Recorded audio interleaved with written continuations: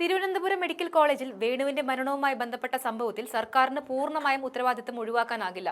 പ്രാഥമിക അന്വേഷണ റിപ്പോർട്ടിൽ ചികിത്സാ പിഴവില്ല എന്ന നിഗമനം പറഞ്ഞെങ്കിലും വേണുവിന്റെ ഭാര്യ സിന്ധുവിന്റെ വാക്കുകൾ സർക്കാർ അന്വേഷണം ഏകപക്ഷീയമായിരുന്നു എന്ന സംശയമാണ് ഉയർത്തുന്നത്.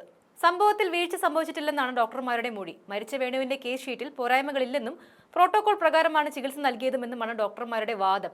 ആരോഗ്യമന്ത്രിയുടെ നിർദ്ദേശപ്രകാരമാണ് അന്വേഷണം നടന്നത്. വിഷയത്തിൽ DME നാളെ അന്തിമ റിപ്പോർട്ട് നൽകും. ഇതിനുശേഷമാകും തുടർ നടപടികൾ സ്വീകരിക്കുക. എന്നാൽ വേണു മരിച്ച സംഭവത്തിൽ ചികിത്സാ നിഷേധം ഉണ്ടായെന്ന് ആവർത്തിച്ച് പറയുകയാണ് വേണുവിന്റെ ഭാര്യ സിന്ധു. അന്വേഷണത്തിന്റെ ഭാഗമായി ഒരാളും തങ്ങളെ ബന്ധപ്പെട്ടിട്ടില്ലെന്ന് സിന്ധു പറഞ്ഞു.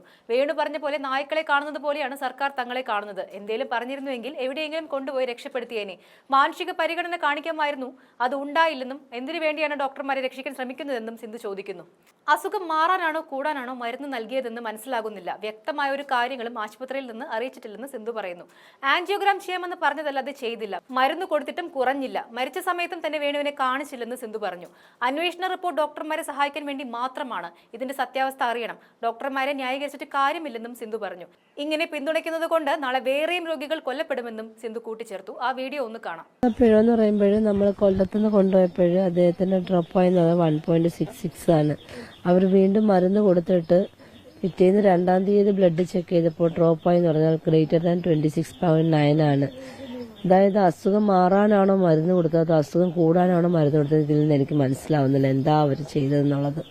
രാത്രി 2 മണി സമയത്താണ് പറയുന്നത് ഇങ്ങനെ ചെറിയൊരു വേദനയുണ്ട് എന്ന് പറഞ്ഞത്. രാത്രി 2 മണി സമയത്താണ്. പിറ്റേ നമ്മൾ 8:30-ക്ക് മുന്നേ തന്നെ ഓരോ ഹോസ്പിറ്റലിലും ഫസ്റ്റ് എയ്ഡ് കൊടുത്താണ് നമ്മൾ അങ്ങോട്ട് കൊണ്ടുപോയത്. ഇവിടെ എവിടെയാണ് ചികിത്സ പിഴച്ചതെന്ന് എനിക്കറിയില്ല. അവരെന്താണ് ഉദ്ദേശിക്കുന്നതെന്ന് എനിക്ക് മനസ്സിലാകുന്നില്ല.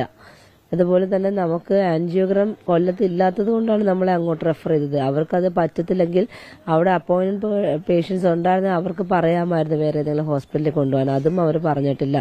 വ്യക്തമായിട്ട് ഒരു കാര്യങ്ങളും എന്നെ അറിയിച്ചിട്ടില്ല. അവിടെ കൊണ്ടുപോയ സമയം മുതൽ എൻ്റെ അടുത്ത് ഇങ്ങനെയുള്ള കാര്യങ്ങളൊന്നും പറഞ്ഞിട്ടില്ല. ക്രിയാറ്റിൻ കൂടുതലാണ് ഇന്നലെ പറയുന്നു. ക്രിയാറ്റിൻ കൂടുതലാണ് പറഞ്ഞിട്ടില്ല. ക്രിയാറ്റിൻ കൂടുതലായിട്ട് നമുക്ക് ആ റിസൾട്ട് നോക്കുമ്പോൾ അറിയാം കൂടുതലായിട്ടില്ല, 1.6 ഉള്ളൂ. അതുപോലെ തന്നെ ആൻജിയോഗ്രാം ചെയ്യാം എന്ന് പറഞ്ഞ് ആശിപ്പിച്ചിട്ട് ആൻജിയോഗ്രാമും ചെയ്തില്ല. ആൻജിയോഗ്രാം ചെയ്തെങ്കിലല്ലേ എന്താണെന്നുള്ള അറിയാൻ പറ്റും. ഒന്നും ചെയ്തിട്ടില്ല. മരുന്ന് മാത്രം കൊടുത്തു. ഈ മരുന്ന് കൊടുത്തിട്ടും കൂടിയതല്ല, അത് ഒരു തരത്തിൽ കുറഞ്ഞിട്ടില്ല. എന്നിട്ടും അത് പറയാതെ അവസാന സമയത്ത് കൊണ്ടുപോയിട്ട് മരിച്ചിട്ടും എന്നെ കാണിക്കാതെ താഴെ കൊണ്ടുവന്ന് കെട്ടിപ്പോകുന്ന ശരീരമാണ് എനിക്ക് തന്നത്.